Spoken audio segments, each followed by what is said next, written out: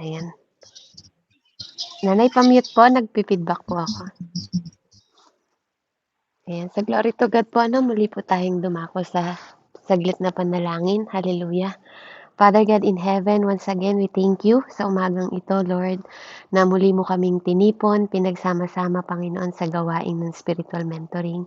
Tunay nga, Ama, i-mentor mo ang bawat isa sa amin, patuloy kang magpahayag, patuloy kang mangusap, Panginoon, kasangkapanin mo lang ako, samahan mo ako sa oras na to, Panginoon, na maghayag, Panginoon, na ikaw, O Diyos, ang marinig, ikaw po ang makita, ikaw po ang maitaas, at ikaw po ang magliwanag. Kapangyarihan mo, Panginoon, na baguhin ang bawat isa sa amin. Kapangyarihan mo, Panginoon, na taniman kami ng iyong mga salita, O God. Kapangyarihan mo na payabungin at maging mabunga ang bawat isa sa amin, Panginoon. Kapangyarihan mo na kami ay i-transform, Panginoon, sa aming isip at sa aming puso, even sa aming mga gawa, Ama. Ikaw ang dahilan kung bakit, Panginoon, may pagbabago ang bawat tao. Ikaw rin ang dahilan ng kaligtasan ng bawat isa sa amin. At ikaw rin ang dahilan, Panginoon, kung bakit kami nagpapatuloy sa gawaing ito, Panginoon. Dahil alam namin, Ama, na hindi masasayang ang oras namin na nilaan sa umagang ito, sa gabing ito, anumang oras, Panginoon, na pinagtipon mo kami sa bawat sulok ng mundo, sa bawat kapatid ko na nandito sa loob ng gawaing ito, Panginoon. Ama, maranasan po nawa ng bawat isa ang presensya mo sa oras na 'to, Panginoon. At patuloy mo kaming hawakan, Panginoon, ang lokoban ng iyong mayubay na pakpak, Ama. Ano man ang pinagdadaanan namin, O God, sa mga oras na 'to, hayaan mo na iwanan muna namin, Ama, at namnamin namin, itanim namin sa matabang parte ng aming mga puso ang iyong salita sa oras na 'to. Patuloy kang magpahayag, O Diyos. Patuloy kang magpakilala sa amin sa bawat isa, Panginoon, ng higit pa kaysa kahapon, Ama. At patuloy mo, Panginoon Lord, hallelujah, iparanas sa amin, Panginoon, ang buhay na kasama ka at ang iyong presensya, O Diyos. Sa pangalan ni Jesus, ito po ang aking samot dalangin, Panginoon, sa ngalan ng Diyos Ama, Anak at Espiritu Santo. Amen and Amen. So, glory to God. Nakita po natin, no, narinig natin yung pong salita no po na ng Panginoong Diyos sa mga oras na to. So makikita po natin from verse 1 to verse 4 po, no? Makikita natin dito sa chapter ng Job po 39, no po, verses 1 hanggang 30, no po. Nakikita natin dito kung paanong dinescribe ng Lord yung bawat mga hayop, ano po. So sabi niya dito, sa verse 1 hanggang 4 po, ito po ay tungkol sa mga mountain goat, no? Yung wild donkey and wild oxen. No, sa verse 1 and 4, makikita natin, ay sabi dito, do you know the time when the wild mountain goat bear young? No, dito po, makikita, maririnig natin kung paano po tinatanong, no? Hindi na yung mga taong nanghuhusga kay nag-a-accuse kay Tatay Job po ang nagsasalita dito, kundi ang ating Panginoon, no po, na higit na may karapatan pong magtanong sa bawat isa sa atin, no po. So dito sa kwentong ito, makikita natin that here, God, ang ating Diyos po ay ang Diyos na pinakamataas na level ng knowledge, no po. Higit kaysa kay Job, higit sa'yo, at higit sa akin. So sa mga tanong niya po na to, no po, dito nagpapahayag lang na ang Diyos ang nakakaalam ng mga katotohanan about nature, 'di ba? About sa mga hayop, no po, sa mga creation na siya mismo ang lumikha. No po. Kaya makikita natin dito yung level po ng knowledge ng Panginoon was beyond Job. Higit po kay Job at higit sa bawat isa sa atin.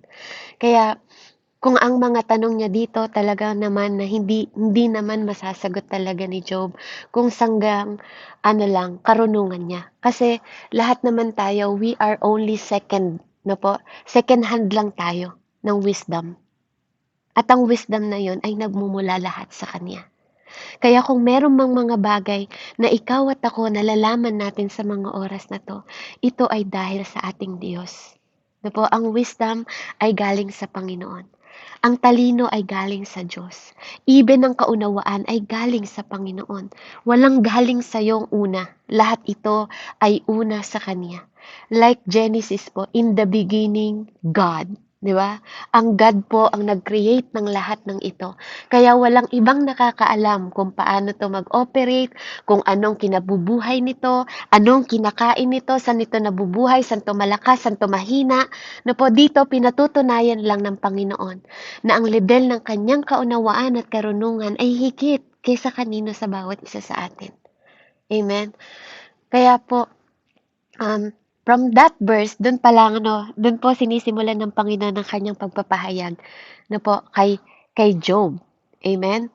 So, makikita nyo doon na kung pinakita doon, kung namasdan mo na ba habang gumagapang ang pagbubukas ng sinapupunan ng anak upang ang anak ay isilang, ibig sabihin po lahat 'yon, lahat ng mga bagay anytime po sa lahat ng creation ng Panginoon nasaksihan niya. Amen. Po, nasasaksihan ng Diyos, wala pong bagay na hindi nakita ng Panginoon. Because He is God na sovereign. Po, He is omnipotent, di ba? And omnipresent. Po, kaya ano man po, to reminder po sa atin, God remind us, na ano man po ang ating maging growth. Amen? Ano man ang maging maturity natin, po, lahat ng ito, ay nagbula sa disenyo ng Panginoon. Ano man ang karunungan natin, ano man ang kaalaman natin, po, wala pong hihigit sa Panginoon. Kaya nga, we are second hand. We are receiver po. Recipient tayo ng Panginoon. Una po sa Diyos. At tayo po ay susunod.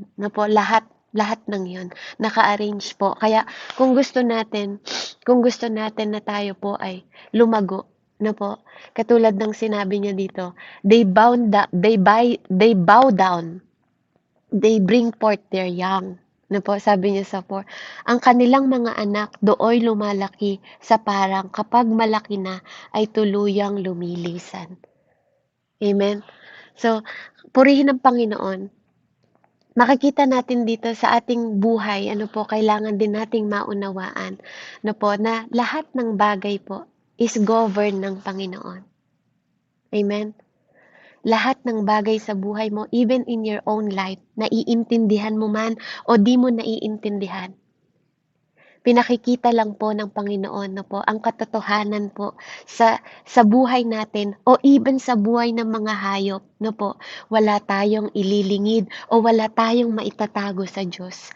Kaya po lahat ng mga patotoo nyo kanina, po, hindi pwedeng hindi nakita yan ng Panginoon. Lahat po ay hayag at lantad sa Kanya. Walang bagay na hindi niya nakita, mabuti man o masama na ginawa natin. Amen? Kaya nga po, kung ganitong klaseng Diyos po ang ating sinasamba, we should simply trust sa Diyos na may alam ng lahat ng marvelous and great things po sa mundong ito. Kung kilala niya, 'di ba? At alam niya kung paano ang hayop na 'to, 'di ba? Ay nanganganak, at alam niya kung kailan lumilisan ng mga anak. Do you think ikaw hindi niya kilala? Do you think ikaw hindi niya alam kung anong nagaganap sa buhay mo? Amen? Nakita niyo kung paano po ina-address ng Panginoon sa pamamagitan ng kanyang mga tanong from Yahweh, po, from our God Father in heaven. At even kay Jesus Christ, makikita mo talaga na mahilig magtanong. Excuse me po. Sa kanila pong mag-ama, mahilig sila sa mga tanong po sa atin at talinhaga na parang tayo mismo ang sasagot sa ating mga sarili na, oo nga 'di ba? Ang Diyos ay higit na mas mataas ang karunungan kaysa sa karunungan mo. Yung way niya, hindi mo way. Amen? Yung ang mga gawa natin, basahan lang sa harapan ng Panginoon. Kaya sino ba tayo para magmalaki sa Diyos? Amen? So from verse 5 to 8 po, dito naman tinatanong niya, do you know about or master the wild donkey? Amen? Sino bang nagbibigay ng laya sa asno? Sabi niya. Sa anong maiilap na nagpalaya ay sino? Amen? So, sino po ba ang nagpalaya sa iyo at sa akin? Amen? Sino ba ang nagpalaya? 'Di ba po? Wala pong iba. So, dito, sinasabi lang dito, no po, na ang tirahan nila ibinigay ko. Sabi niya, ibinigay ko ay ang kaparangan at doon sa maalat na kapatagan. Sila'y lumalayo sa lungsod na maingay, walang makapagpaamo at hindi mautusan. Verse 8, ang pastulan nila'y ang kaburulan, hinahanap nila'y sariwang damuhan. Amen?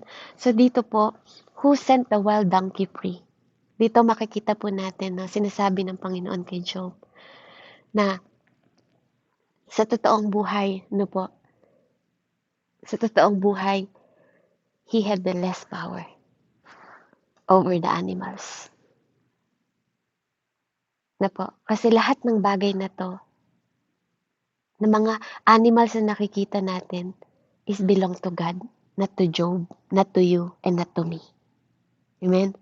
Lahat po ng nakikita natin, maging ang kabundukan, amen, maging ang mga hayop na sinasabi ng Panginoon dito, kung sino man ang nagpalaya sa kanila, sino man ang nagbigay ng kanilang mga pangangailangan, lahat po yun is under the power and authority po ng Panginoon at hindi kay Job. Amen? Hindi rin sa'yo at hindi rin sa akin. Amen? Kaya dito, makikita lang natin na nakakamangha, no? Alam niyo po, no? Na nakakamangha na itong donkey, ito pong donkey isa rin sa ginamit, 'di ba, ng Panginoon, 'di ba po, para sa na sinasakyan din ni Mary, no? Maraming mga kwento na ano po na nakasama ang donkey. Amen. Kaya nga ito naman ay wild donkey na po na inilarawan po ng Panginoon. Ano po, at makikita natin from Genesis 16:12 din po, sinabi niya doon that he shall be a wild man, his hand shall be against every man, and every man's hands against him, and he shall dwell in the presence of all his brethren. Amen? So makikita natin doon na ito pong mga wild na ano na to, na nakakatuwa, na ma-admire po lahat ng creature na po na ginawa ng Panginoon. At binigyan niya to ng both freedom, hindi lang sa atin, kundi pati sa mga hayop po. Ganun po yung abilidad ng Panginoon na makapag-survive itong mga ano na to, na mga donkey na to, no, under po the supervision ng Panginoon. Na po, na sila po sa bawat kondisyon ng mga hayop na inilalahad ng Panginoon sa istoryang ito. Makikita natin kung gaano kataas ang kaalaman ng Panginoon na alam niya even ng wild donkey kung paano mamuhay at kung paano mag-provide. Amen? At obviously, ito hindi to alam lahat ni Job. Yun lang yung sinasabi ng Panginoon, hindi para ipamukha yun kay Job, kundi para sabihin lang sa kanya, 'di ba, that tayo po, hindi talaga tayo ka-level ng Diyos. Hindi tayo pwedeng lumibel sa karunungan ng Panginoon na higit kaysa sa karunungan natin. Kaya nga sabi niya, ang kaparaanan mo hindi niya kaparaanan, 'di ba? Ang pag-iisip mo, hindi niya pag-iisip. Kasi magkaiba po tayo ng pag-iisip sa Panginoon kung ikukumpara po tayo sa Diyos. Kaya nga, alam niyo po, sa totoo lang, kung gusto natin maging humble na tao, hindi natin dapat kinukumpara yung sarili natin sa kapwa nating Kristiyano, 'di ba? Sa kapwa mo pastor, sa kapwa mo bishop, o sa kahit sinong tao. Kung gusto nating magkaroon at taglayin natin ang humility na galing po sa Panginoon, ikumpara mo yung sarili mo sa Diyos para alam mong yumuko sa harapan niya. Kasi katulad ni Job sa mga oras na to, talagang humility po, pakiramdam ko, yun ang nararamdaman ni Tatay Job sa harapan ng Diyos. Yung mga anghel nga lang na makaharap, 'di ba? Na mga nila Daniel, 'di ba? Nanginginig na sila sa takot. Paano pa kaya kung naririnig mo yung tinig ng Panginoon na ganito, na nagtatanong sa iyo, na nagsasabi sa iyo kung alam mo ang lahat ng bagay na ito. Na parang sinasabi niya, na Job, kung nangyari man yan sa buhay mo, do you think hindi ko alam? Amen? 'Di ba po? Kaya ikaw, Ate Benita, 'di ba po? Ikaw po, Ma'am Risa, 'di ba? Ate Jane, yung mga buhay ninyo, kung alam niya, yung mga, kung paano niya pinoprovide yung pagkain ng mga hayop na to, kung paano niya ito pinasusurvive, 'di ba? Sa mga pasture, sa mga pastulan. Do you think ikaw hindi kanya minamalasakitan katulad ng mga hayop na to? Na lumayo man sila sa bundok, mag-ingay man sila, 'di ba? Amen. Nadadala po sila sa pastulan na may sariwang damuhan. 'Di ba? Ano bang pangako niya sa atin sa Psalm 23? Amen. 'Di ba po, sinabi pa nga niya doon ihaharap niya yung mga kaaway niya sa harapan natin sa lamesa para makita nila kung paano natin nag-glorify ang pangalan ng Panginoon. Sa harap ng mga kaaway mo in the table, sabi niya in the enemy, 'di ba? In the table with your enemy. Ipapakita doon, no? Kaya alam niyo po, no, ano man ang pinagdadaanan natin, alam ko po lahat tayo may pinagdadaanan. Alam ko hindi lahat madali, hindi din lahat mahirap. Hindi rin lahat po, hindi rin lahat tayo pare-pareho ng level ng mga problema. Pero alam niyo po, itong Panginoon na to na sinasamba po natin, na pinasasalamatan natin, na pinupuri natin, kung kaya niya pong mag-provide, sa mga wild donkey na to, wild pa po to po, at kaya niyang ibigay at i-provide ang lahat ng mga pangangailangan. Tayo pa ba? Na mga anak niya na ngayon sa totoo, sa mga tumanggap sa Panginoon na tunay na tumanggap. Huwag nating tingnan na mas mababa ang ating sarili kaysa sa wild donkey. Amen? Kaysa sa mga hayop na ikukumpara, na tinatanong niya po dito. Huwag natin tingnan yung sarili natin na mas mababa tayo doon. Kasi parang ang sinasabi ng Panginoon dito, kung silang mga hayop pinapahalagahan ko, kayo pa ba na ginawa kong kawangis ko? Job, sabihin mo sa akin. 'Di ba? Kaya pakiramdam ko natutunaw po siguro si Tatay Job sa mga oras na 'to, no, kung paano pong nagsasalita yung Panginoon, na po. Kaya kaya po, dapat alam natin, alam natin na ang Diyos natin po hindi siya Diyos na nagpapabaya. Sabi nga sa salita ng Diyos, siya daw yung Diyos na He care. He care about you, He care about me. No, kaya ano man po yung difference po ng mga pagsubok natin, ano man yung difference, ng mga pinagdadaanan natin, lagi po nating tatandaan na higit po tayo sa mga hayop na to. Na kung ito minamalasakitan ng Diyos, higit ka pa.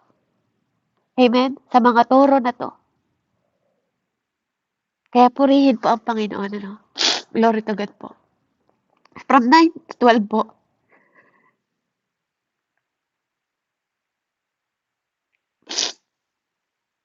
Amen. Sabi niya dito sa 9 at 12 po, do you know about our master, the wild ox? Amen. So sabi niya, ang mailap na toro, iyo kayang mapagtrabaho? Maitali mo kaya siya sa isang gabi sa iyong kwadra? Matatalian mo kaya siya sa lubid upang sa pag-aararo magamit ang paghila ng suyod sa iyong bukid? Iyo bang maasahan ng lakas na taglay niya? Mabibigat mong gawain maipagkakatiwala ba sa kanya? Umaasa ka ba na siya ay magbabalik upang sa animo ay siya ay gumiik? Amen. So dito po sa verse 9 to 12, makikita naman natin dito, na walang doubt, hindi natin pwedeng pag-alinlanganin, na si Job ay mas matalino kaysa sa wild ox. Pero hindi niya pwedeng utusan yung ox, 'di ba, na mag-serve sa kanya. Amen. Kasi dito po makikita natin that kulang siya, si Job ay kulang talaga, he is lack, kulang po siya ng kaalaman about sa pagmamaster, po sa mga katulad nito na nilalang ng mga katulad ng ganito. na po, lalo na yung mga wild po na mga ox na katulad nito. Itong toro po ito eh, 'di ba? Hindi mo naman to talaga pwedeng ano dahil alam natin kung gaano ang ugali ng toro. Hindi mo po yan, mabagsik po yan. Ano po, yan po ay, 'di ba, nanunuwag yan. Na hindi mo yan basta-basta maitatali sa tabi mo kahit magdamag lang kasi maano po kaya nga nakikita natin mga toro, 'di ba? Parang magagalitin na hayop, 'di ba po? Kaya dito ano, para siyang beast, 'di ba? Kaya nga sabi ng Panginoon 'no, kaya mo bang pagkatiwalaan yung lakas mo? Kung aasa ka lang sa lakas mo, 'di ba? Para sa toro na 'to, maipagkakatiwala mo ba sa kanya?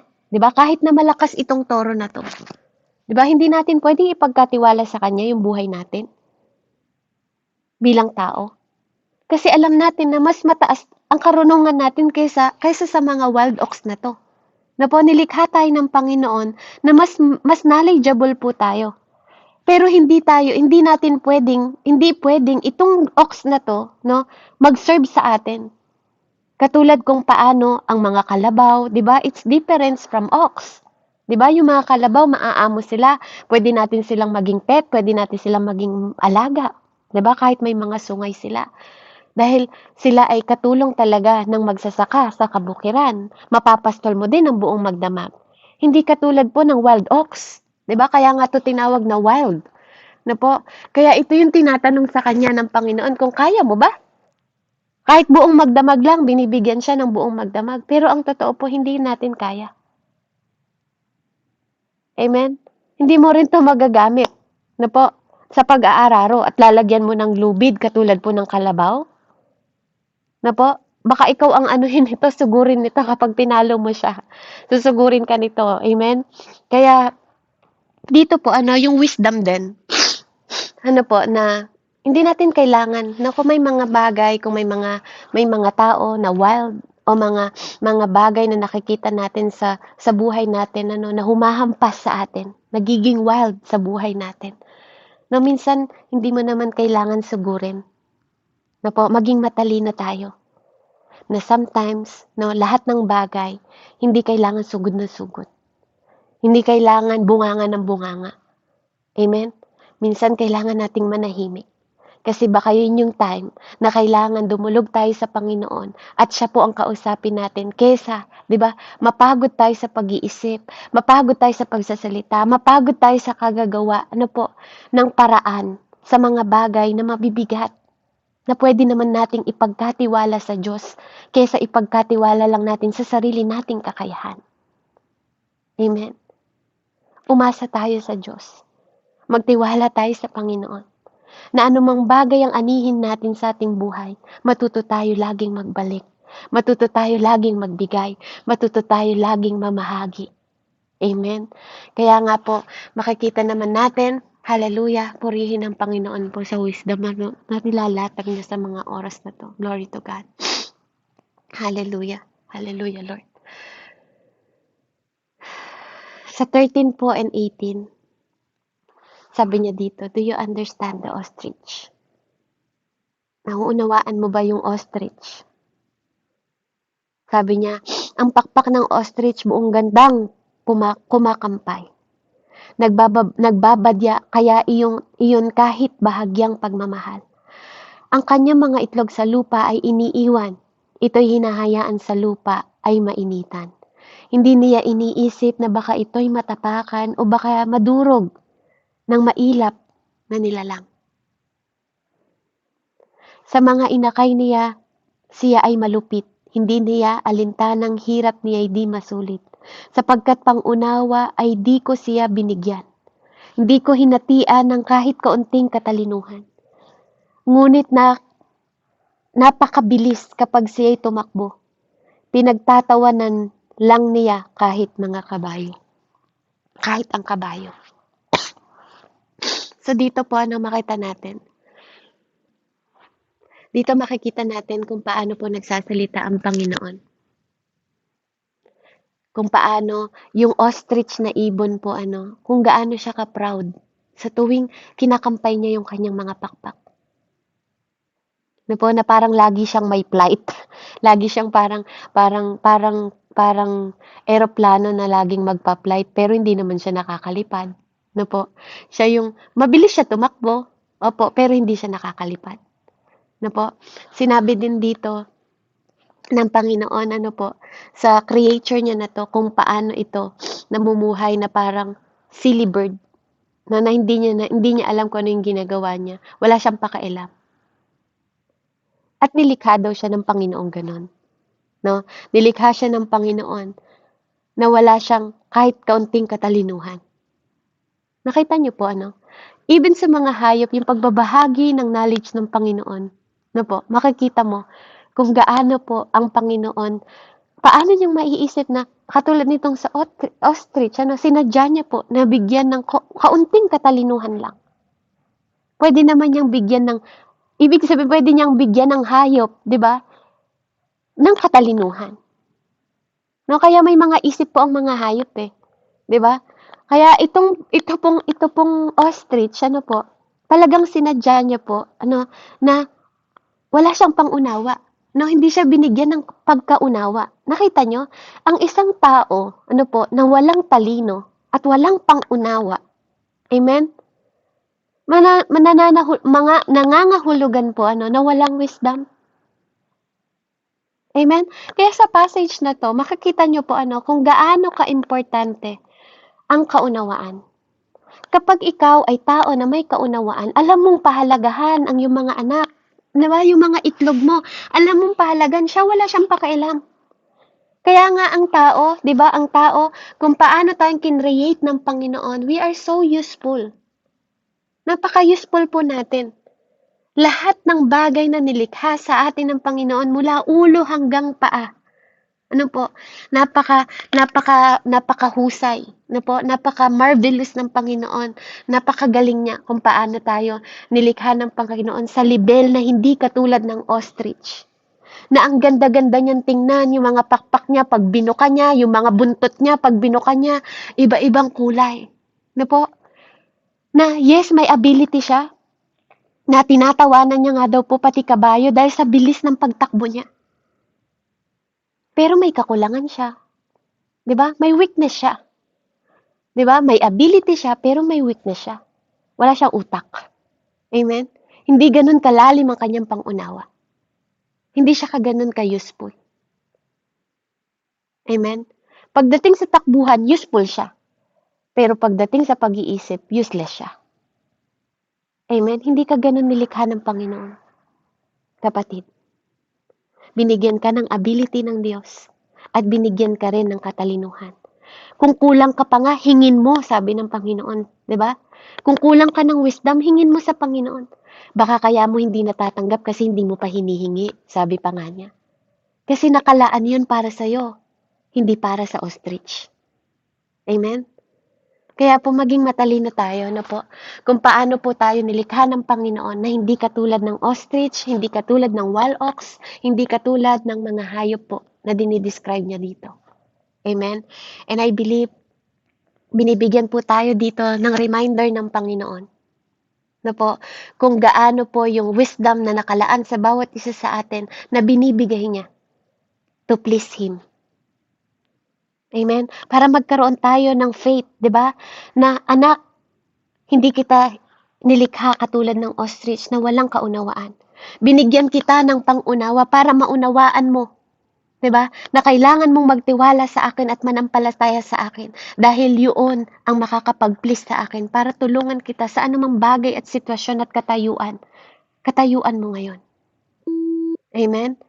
Kaya purihin po ang Panginoon na tayo po ay binibigyan ng Diyos ng halaga sa lahat ng bagay, sa lahat ng paraan. No po? Kaya napakahalaga po na unawain ninyo. Unawain po natin yung mga pinapahayag ng Panginoon dito po sa kanyang sinasabi. No po? Na mas marami tayong naget. No? Mas marami tayong nakuha. Kaya pag-aralan po natin no po sa tinuturo sa atin ng Panginoon sa mga oras na to. Na i-absorb po natin yung karunungan, yung pananampalataya, na po, yung pananampalataya rather than sa mga bagay na nakikita natin. Kasi maaaring nakikita mong maganda ang ibon na ostrich, na po. Pero aanin mo ang ganda kung wala ka namang malalim na kaunawaan, kung wala ka namang talino at wala ka namang wisdom. 'Di ba? Kahit pa ipagpag mo ng ipagpag sa kagalakan ng iyong mga pakpak, wala ka namang mararating, wala ka namang malilipad. Amen? Aanhin mo yung ability na ng mabilis ng pagtakbo. 'Di ba po? Kung wala ka namang pangunawa sa bawat tinatakbo mo. Kaya ikaw kapatid, 'di ba? Binigyan ka ng talino ng Panginoon para tumakbo sa buhay na alam mong mas kasiya-siya at kapaki-pakinabang sa harap ng Diyos. Amen? Even though you cannot fly. Amen? You can still clap. Wala man po tayong mga pakpak. Binigyan tayo ng kamay ng Lord. 'Di ba? Para ipalakpak mo sa kagalakan. 'Di ba? Sa tuwing nakakatanggap ka. Amen? Ng mga pagpapala ng buhay. 'Di ba? Sa bawat umaga. Ng mga pagpapala ng Panginoon sa bawat araw. Sa mga pagkain sa lamesa mo na nakahanda sa'yo. 'Di ba?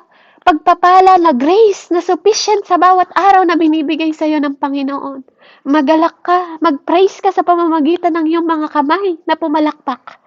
Kung paano pong ang ostrich ay proud na proud sa kanyang pakpak, ganun ka rin dapat proud dahil may Panginoon ka na nagpo-provide ng lahat ng mga pangangailangan mo. Sapat na dahilan para magkaroon ka ng kagalakan sa bawat araw. Amen? Sapat na dahilan po para magpasalamat tayo at pumalakpak po ang mga kamay natin sa Panginoon. Dahil may Diyos tayo na nilikha ka ng may karunungan, may kaunawaan, no po, at may wisdom na nagmumula sa Kanya.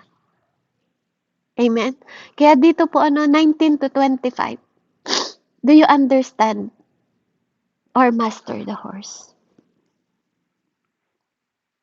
19. Ikaw ba ay nagbigay ng lakas sa kabayo? Ikaw ba ay naglagay ng magandang buhok nito? Ikaw ba ang nagpapalukso dito parang balang at kapag humalinghing ay kinatatakutan? Nagpapakitang gilas sa pagkamot niya sa lupa at napakabilis tumakbo upang makidigma. Siya ay nagtatawa sa gitna ng panganib. Sa tabak na nakaumang hindi siya nanginginig. Ang mga sandata sa kanya'y nakasakay na sikat ng araw na kumakalampag at kumikinang. Sa bilis ng kanyang takbo, lupa'y parang nilululon, hindi siya mapakali kapag trompeta ay umugong. Ang tunog ng trompeta'y halinghing ang sagot niya. Ang ingay ng digmaan, dinig nito kahit malayo pa. Maging ang utos ng kapitan sa mga kasama. Amen. Alam niyo po, natanong ko sa sarili ko habang binabasa ko po ito. May hayop ba sa langit?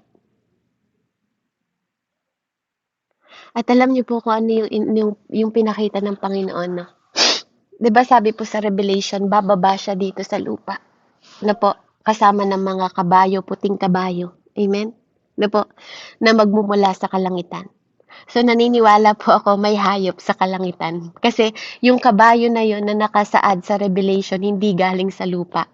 Galing po sa langit na kasama ng Panginoon, na kasama ng mga anghel na iihip ng trompeta at makikita daw natin ng Panginoon. Amen?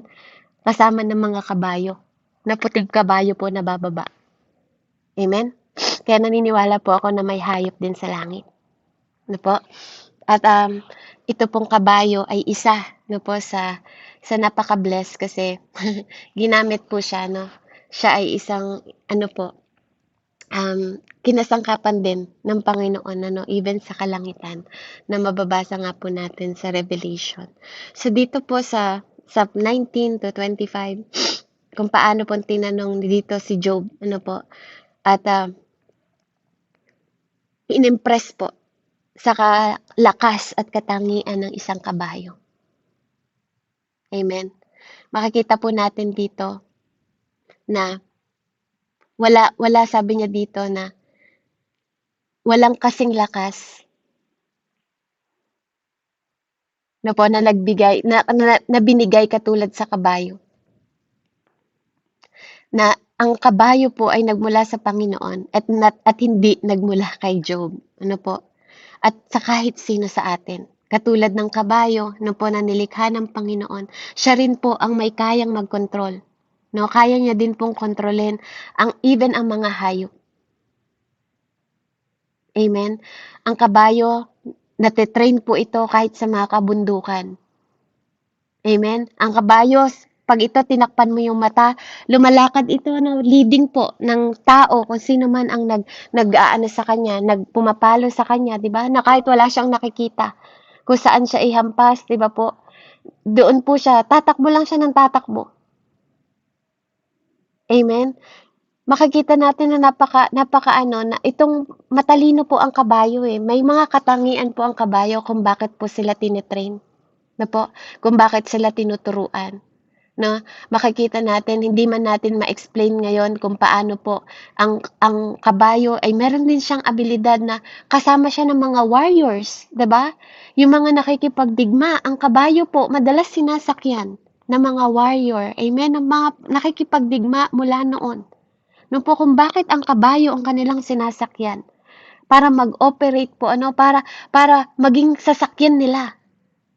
Amen. Kaya napaka-interest po ng kabayo. Anong mga katangian ng kabayo na rason kung bakit siya po ay napaka-kagamit-gamit. No po, kagamit-gamit po yung kabayo. Isa siya sa mga creature ng Panginoon na makikita natin yung wonderful power and wisdom ng Diyos sa kabayo na binigyan niya ng lakas, no po? Binigyan din niya ng talino para sa war, 'di ba? Sa mga katulad ng mga pakikipaglaban, ano po? At kasama po siya ng tao na makipaglaban. Sinasakyan siya habang nakikipaglaban po. Amen? Kaya, purihin ng Panginoon, kung yung wisdom ng Diyos, pwede naman, di ba, kalabaw ang gamitin mo sa pakikipaglaban. Pero hindi eh. Pinipili din ng Panginoon talaga kung anong hayop ang pwede mong gamitin sa pakikipaglaban. Di ba? Ganun po katalino yung Diyos natin. 'Di ba? Hindi mo pwedeng balewalain yung talino ng Diyos na 'to, na lumikha ng lahat ng bagay sa mundong ito kung paano niya ito nilikha ayon sa kanyang karunungan. No, you cannot mock Jesus. You cannot mock God. Ano po? Even sa mga hayop talaga po. He is Almighty God. No po, na lumikha ng mga bagay na 'to. No po, ng mga hayop na 'to. At ang nakakatuwa po sa Panginoon, na talagang nakakasiya po, yung mga hayop na to, nilikha niya rin para mag-serve sa'yo at mag-serve sa akin. Lahat ng mga hayop na to, binigyan po tayo ng Diyos ng dominion. 'Di ba? From the beginning pa lang, binigyan niya tayo ng dominion. Dominion po, na pamahalaan ng lahat ng ito. Kaya napakabuti po ng Diyos sa atin, no? Kaya napaka po na tayo ay lagi pong magpakumbaba sa Panginoon sa mga bagay na nauunawaan at di natin nauunawaan dahil sinasabi dito ng Panginoon that He is all-knowing God. Alam niya ginagawa niya. Kaya respetuhin natin proseso ng ginagawa ng Diyos sa ating mga buhay. Iba-iba man tayo ng mga pinagdadaanan po. Alam ng Diyos ang kanyang ginagawa. Yun po ang kanyang sinasabi.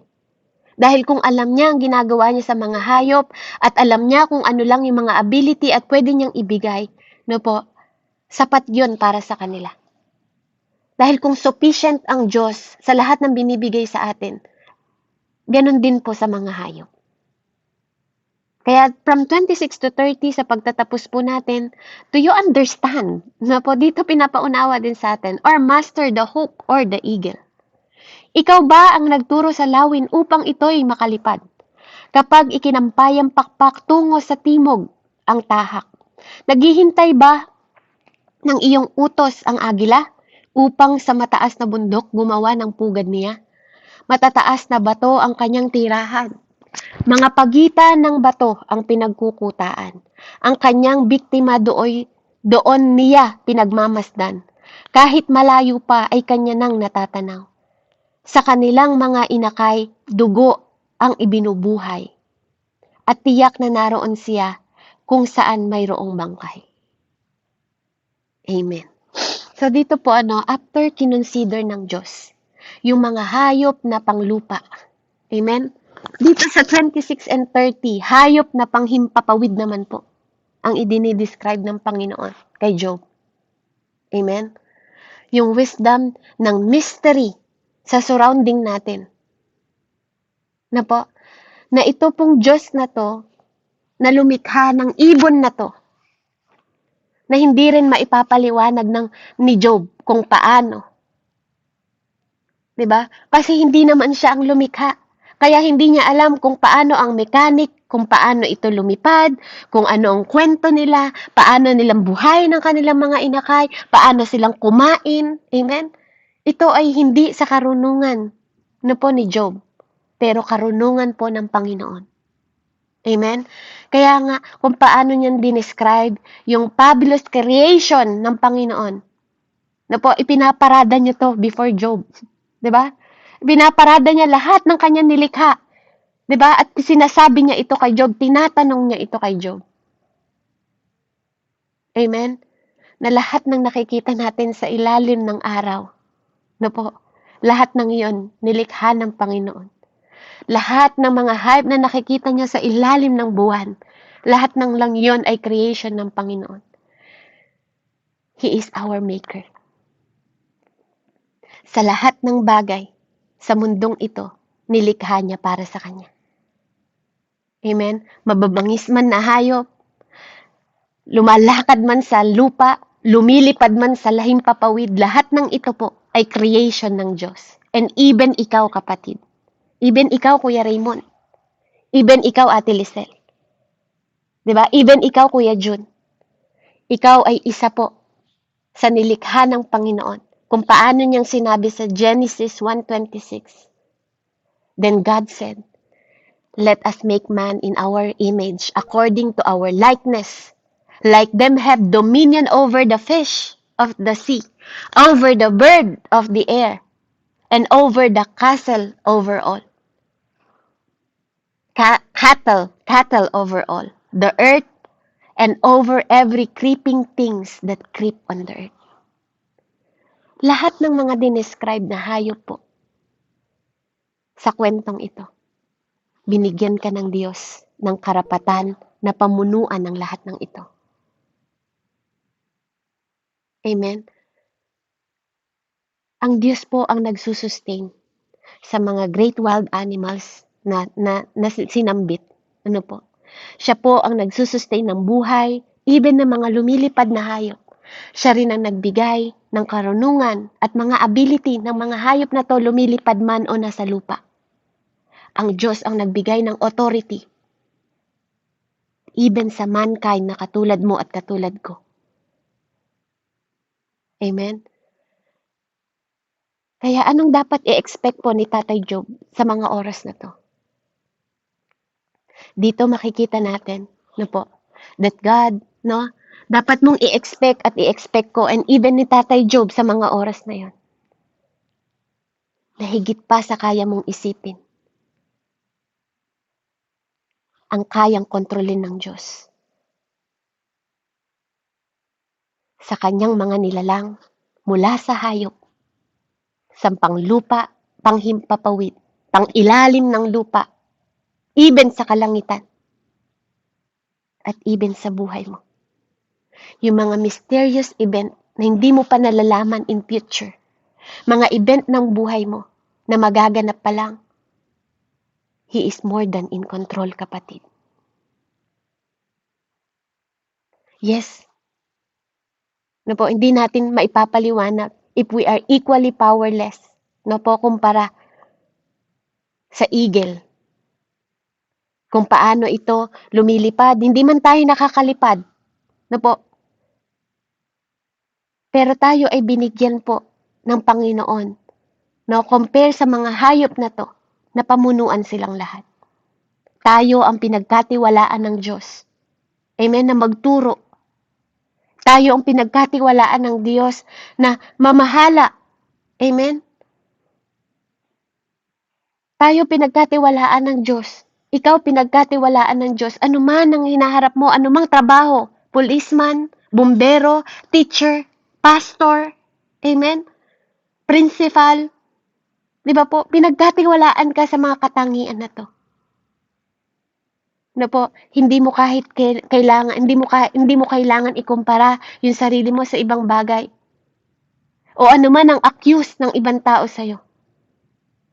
Kasi walang ibang pwedeng magsalita ng about sa'yo at tungkol sa mga event ng buhay mo, kundi ang Panginoon na lumikha sa'yo at nagbigay sa'yo ng mga bagay, katangian, na po, wisdom, even sa mga relasyon na meron tayo. Ano po? Kaya ano man ang pinagdadaanan natin, makikita natin dito that Tatay Job is speechless. Wala siyang masabi. Na po, ang Lord po ang nagja-judge sa bawat isa sa atin. Ang Lord din ang nagdidesisyon ano man ang pinagdadaanan mo. No, minsan po, may mga bagay na pinagdadaanan natin, kasalanan natin dahil kawalan natin ng disiplina sa ating mga kalusugan kung bakit tayo nagkakaroon ng kasakitan. And minsan naman pinahintulot ng Panginoon para matagpuan natin at makilala natin siya, ma-experience natin yung kapangyarihan ng Panginoon. Na kapatid, even marami kang pera, kung hindi papahintulutan ng Panginoon na magkaroon ka ng kagalingan, hindi mo mararanasan ng kagalingan.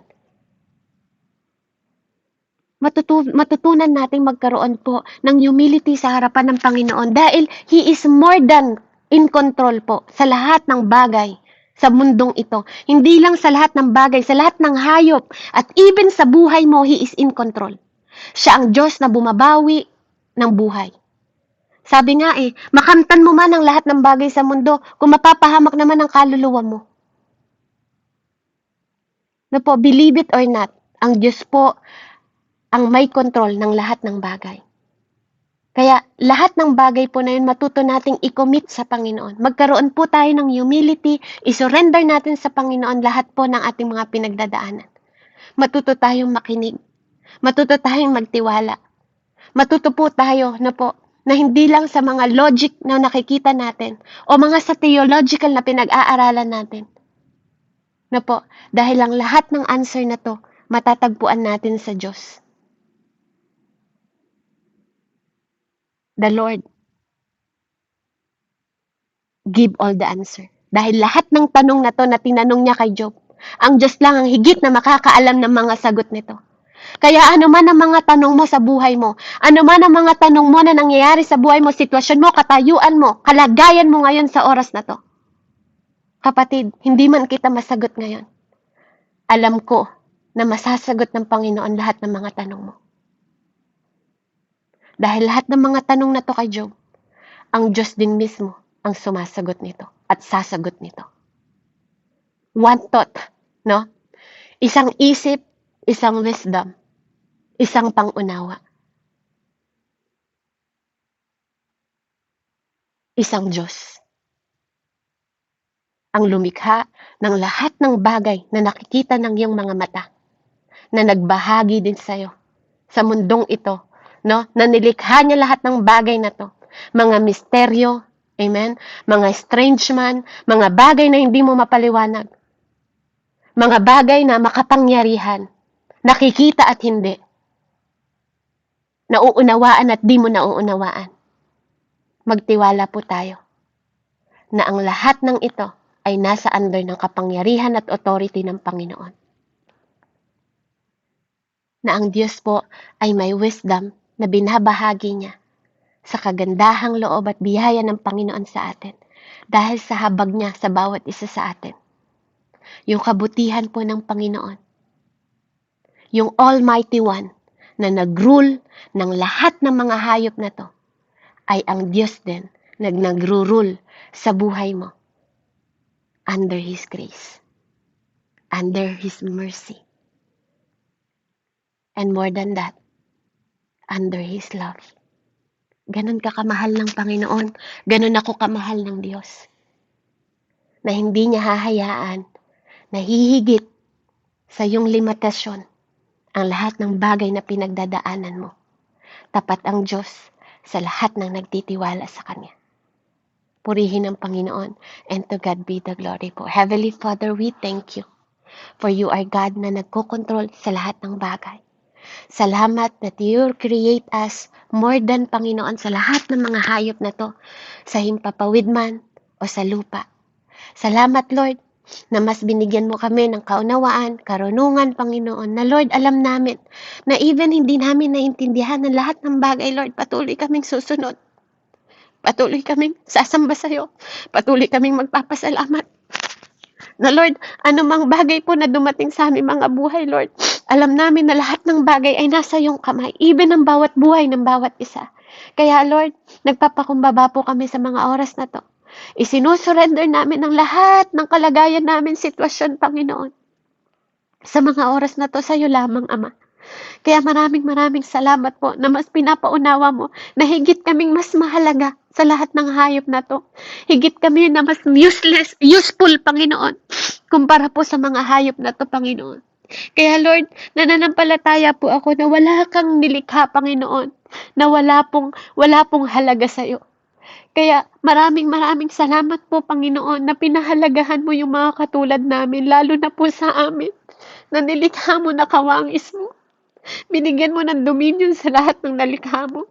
Binabahagian mo ng karunungan mo, pangaunawa, Panginoon, at kapangyarihan. Ginawa mo pang tahanan.